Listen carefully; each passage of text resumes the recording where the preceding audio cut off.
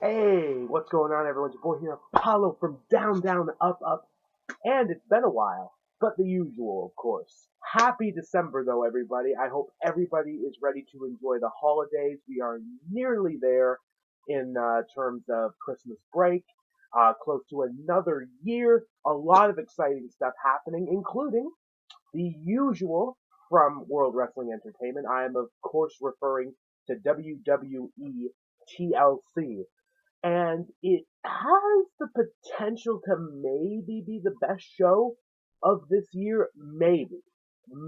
I am not saying for sure, but there's definitely some parts of this show where, if the right booking is done, grabbing our attention, our interests, and looking forward to what's happening next.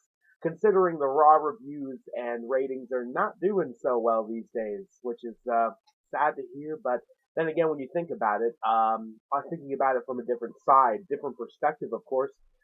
WWE has always been weekly. They never stop. So how can you expect every single week to be great?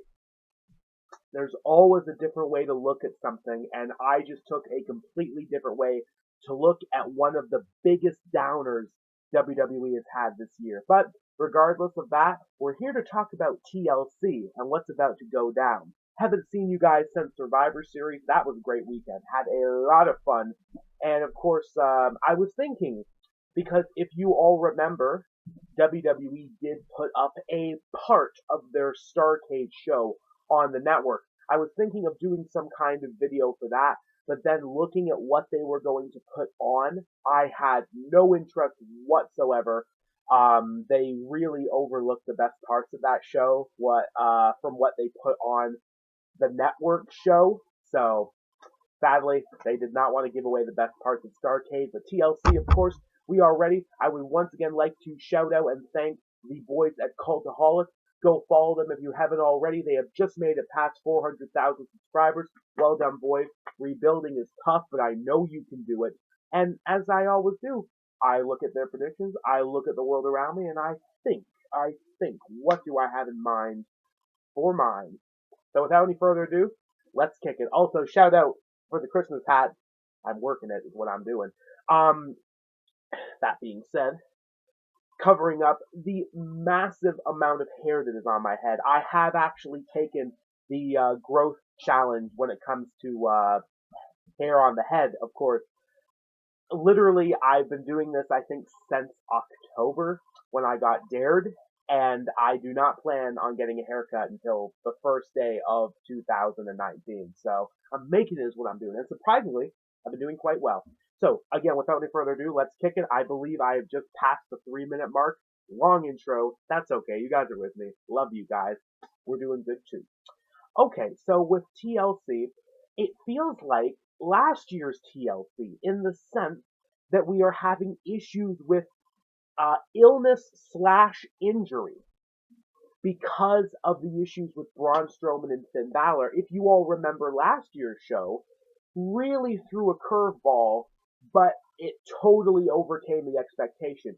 We were originally set for two matches last year: the Shield versus the Bar, Miz, Kane, and Strowman in a TLC match. Roman Reigns got sick, so they replaced him with Kurt Angle, and that turned out to be a really fun, a halfway confusing but fun show, fun match. But when it came to Bray Wyatt versus Finn Balor originally last year at TLC, I don't think anyone was looking forward to that. Do you all remember that they were teasing Bray Wyatt turning into Sister Abigail-ish character? That was dumb. That was terrible. I hated it. But then he got sick, so what did they do? Demon Balor versus AJ Styles. That was a lot of fun too. So, do we have the potential to make great changes if necessary to this show? Of course we do. The door is always open. The door is always open to better ideas, and we have some potential to do it here. Maybe, maybe not. We'll see if they're needed. But let's dive into the show. First off, and I think, in my opinion, that this should be on the kickoff. I haven't heard WWE announcing a kickoff match yet for the show, but if they're going to finally come down to one, it should be this one I'm about to mention. The Mixed Match Challenge Finals. And this is where things get really funny. So before we dive into the participants, let's overlook this as a whole. Okay, so Mixed Match Challenge, there was one last year, and that looked at charity money for every win, and the winners got a lot of money to their charity, and it came down to Miz and Asuka being the winner. But like last year, for some reason, WWE has no interest in putting this live on the network. They must be having some kind of a special deal with Facebook Watch. Don't ask me why. I have no intention whatsoever of going on Facebook Watch to watch this. But there's another part. Even if I did have the interest, I am located in the land of wonderful opportunity. Not the United States of America, but Canada. Very similar. What's going on, neighbors? Also, for some reason, WWE's live version of Mixed Match Challenge does not come outside of the United States. I don't know why that is, but I know it doesn't disappoint me because I didn't care about watching it live in the first place. WWE put it up on the network a week later for some reason. But enough about that. When it comes to last year's Mixed Match Challenge and this year's has definitely felt a lot stranger. First of all, when they started, it wasn't a tournament. Nobody even showed as much interest about it. And when it comes down to the tournament actually starting, I don't even remember when it started. I honestly don't. I don't remember when they officially announced that, okay, this week we are starting the entire tournament. So what happens? Well, the great teams are getting replaced because of injuries, illnesses, problems. I know Strowman and Bliss's team got completely replaced. So when it comes down to it, the finals of this challenge are Jinder Mahal and Alicia Fox versus R-Truth and Carmella. That is the funniest thing I have ever heard in a while. So, more power to WWE.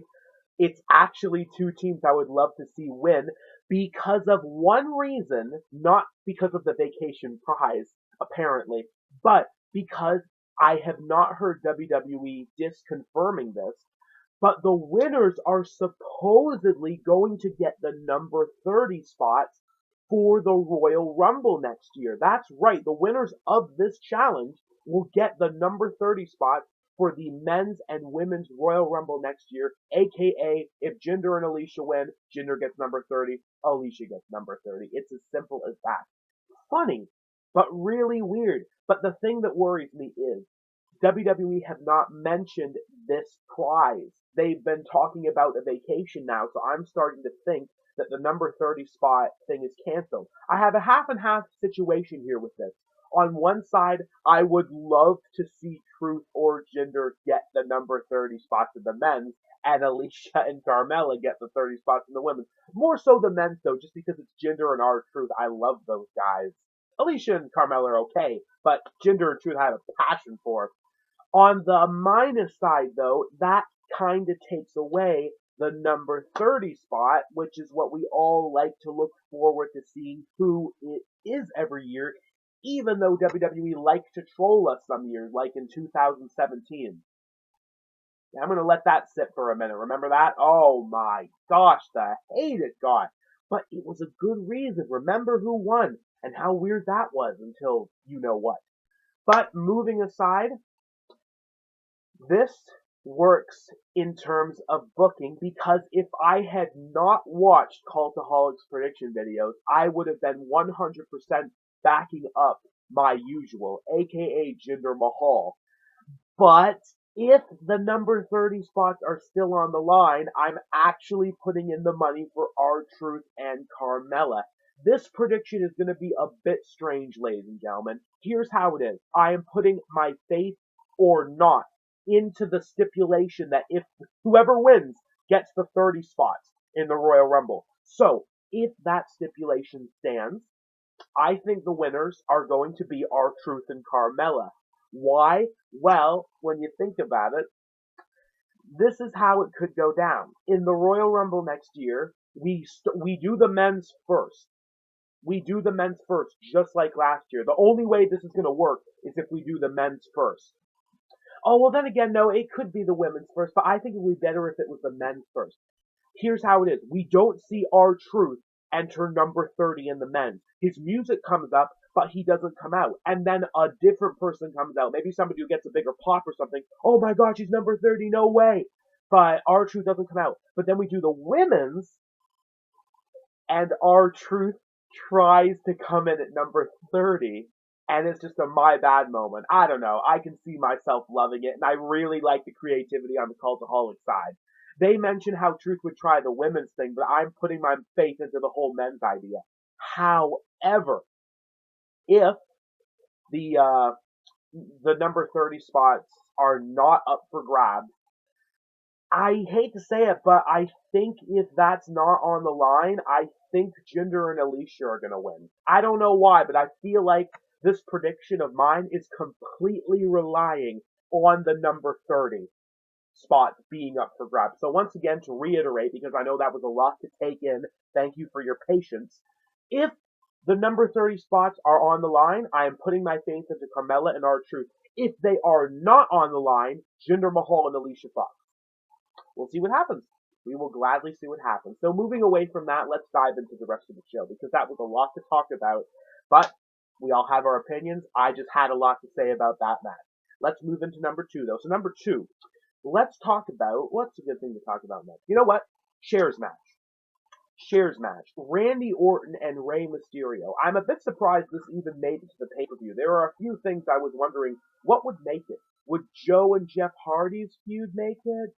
Would Miz and Shane McMahon even get something here? But no, nothing with those. Instead, Randy Orton and Rey Mysterio's feud continues, and this feels a little like a toss-up, honestly.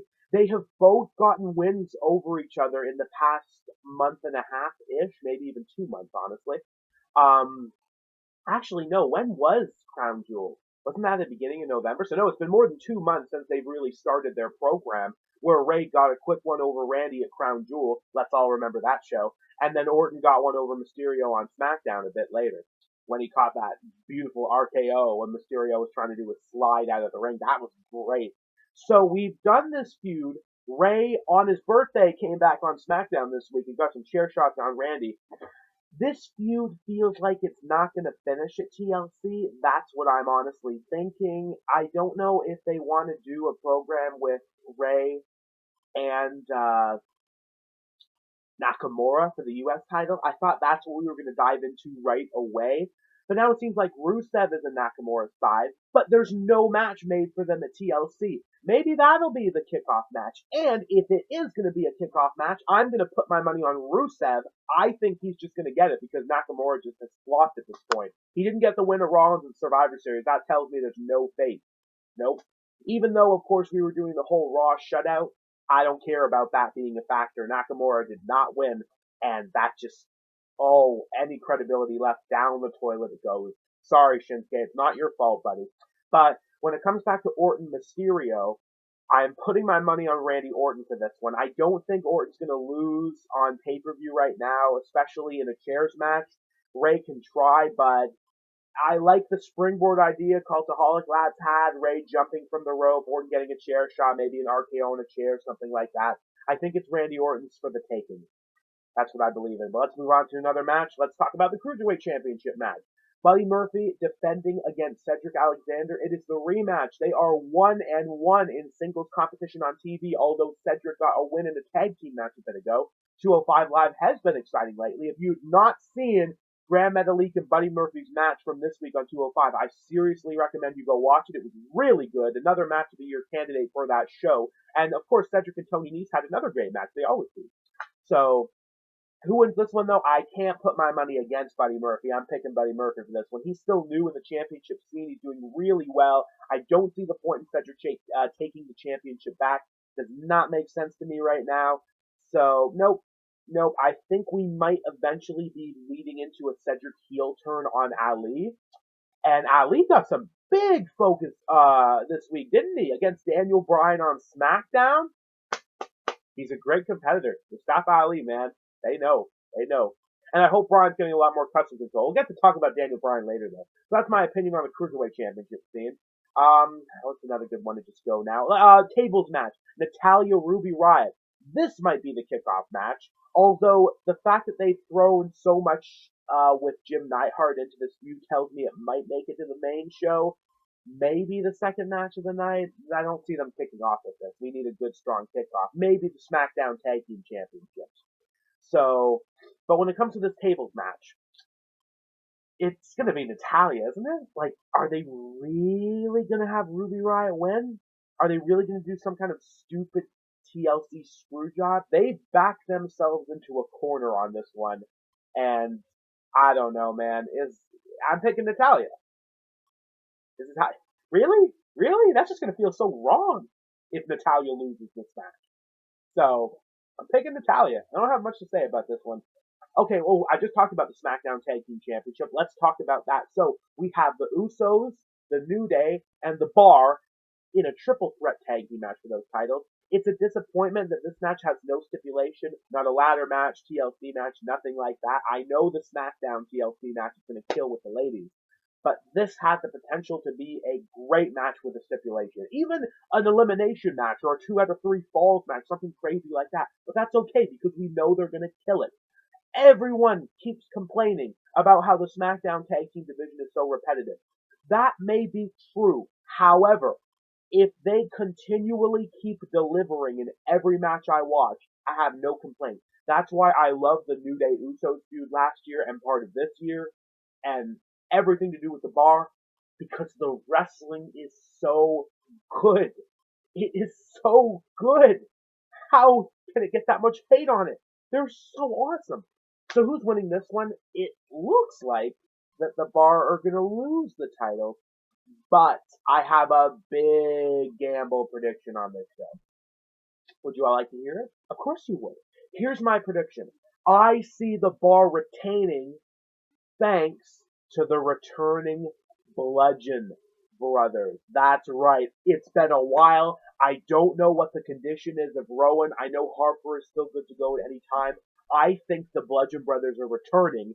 They're going to cost maybe be a distraction not to ruin the match. Actually, maybe they will just interfere in the match and it'll get called off or something. Even though it's a triple threat match, they might just call it off. I think the Bludgeon Brothers are coming back. I think the Bar are keeping those titles for now. And maybe either distraction by the Bludgeon Brothers, the Bar get a bro kick or something and get the win. And then after that, the Bludgeon Brothers come in to just destroy the Usos and the New Day. Something like that. I just see that's how it's going to go down. The Bar are going to keep those titles. That's my prediction for this. The Bar going strong, but I think the Bludgeon Brothers are finally coming back. That would be pretty big.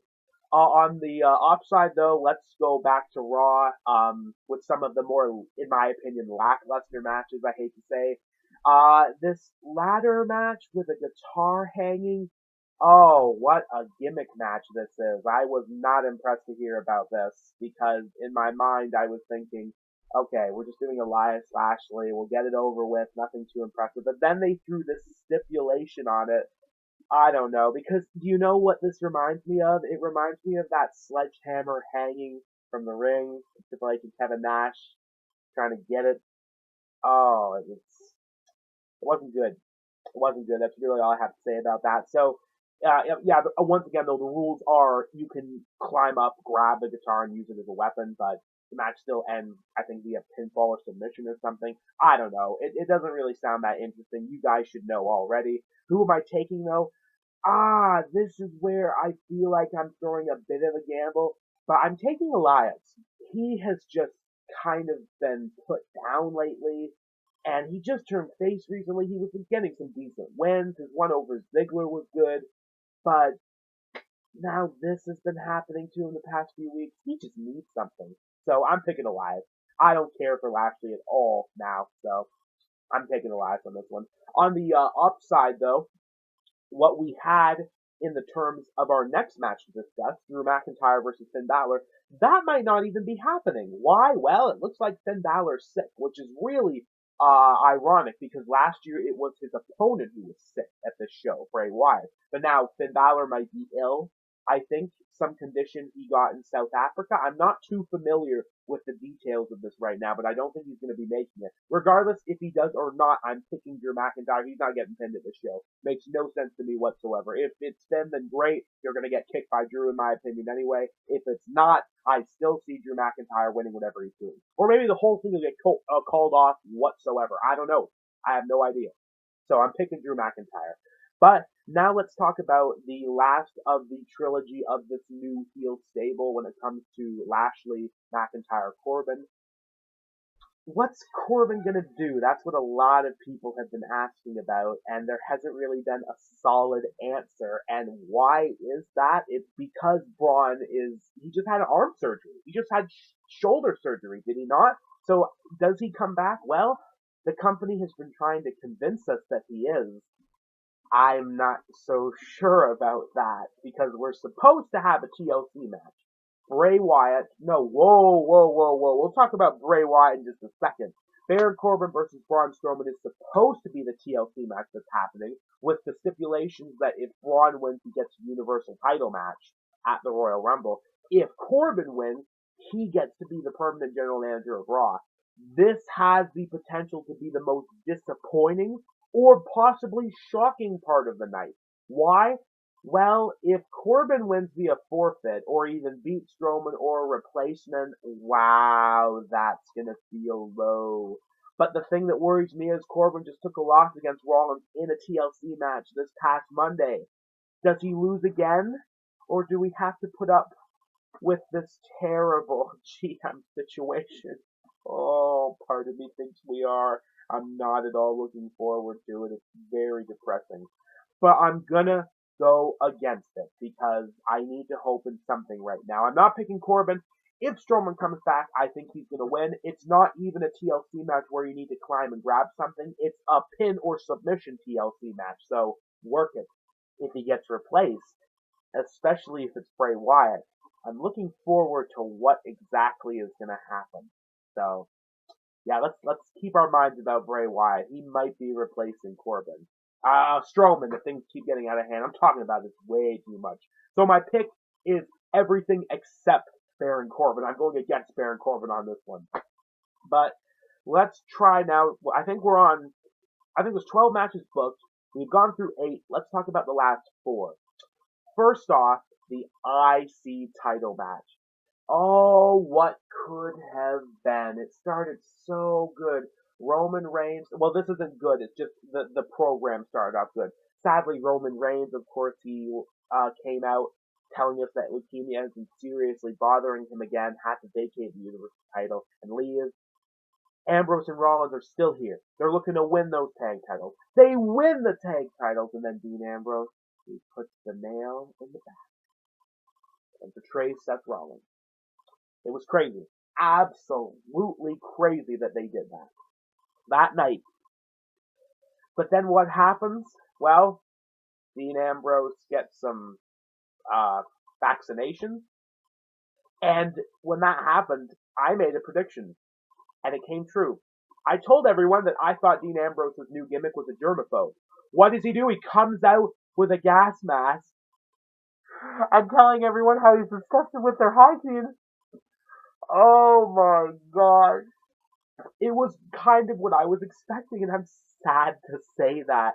They have totally ruined this program. Also, I don't know what it is, but Dean Ambrose just has not been wrestling on TV at all. He's been doing house shows. He had a cage match with Rollins at Starrcade that they did not put up on the network. And what does he do? He just keeps coming out and attacking Seth whenever he feels like, getting the mind games in. Well, guess what, Dean? I got a mind game of my own in my head right now, and you are not walking out with that IC title. No, I'm not picking Dean Ambrose. I don't see him taking that title. It doesn't feel right. It doesn't feel real to me. I may be wrong, but this is one where I'm going against what people may refer to as the obvious. I am picking Seth Rollins to keep the championship. Who knows, maybe Dean's even going to get disqualified. There's another disappointment about this feud. This match has no stipulation. So that tells me this program is not ending. They might have a big match at the Rumble for all I know. So there we go. I'm picking Seth Rollins to keep the championship. I don't see him losing it. Nope. Moving on to the Raw Women's Championship match. Actually, you know what? Let's take a water break.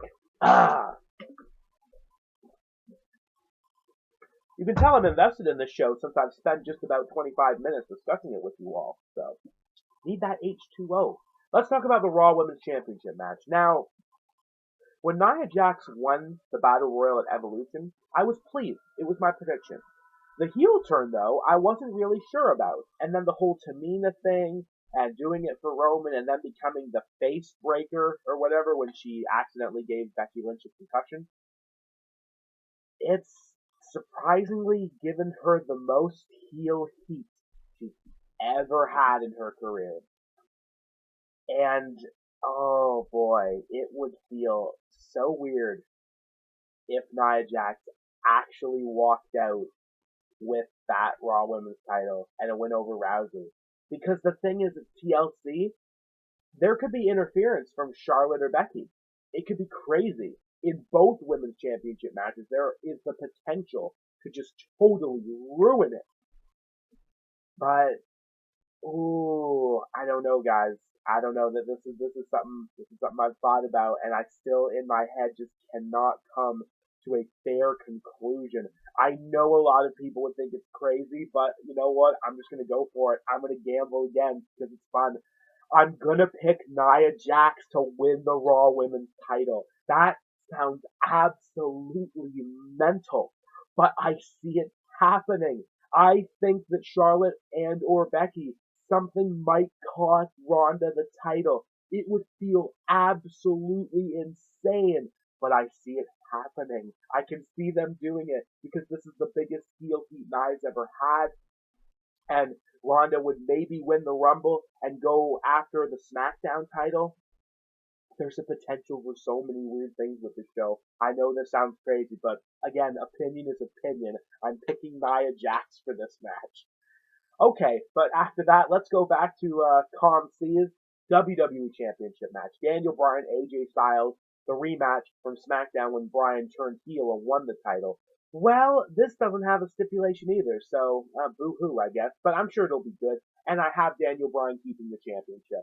This might actually have a DQ finish for all I know, but I'm not really sure. But Daniel Bryan is not losing that title. I can't stress that enough. So I'm just going to keep this short and simple. Daniel Bryan leaving with the championship. That's my prediction.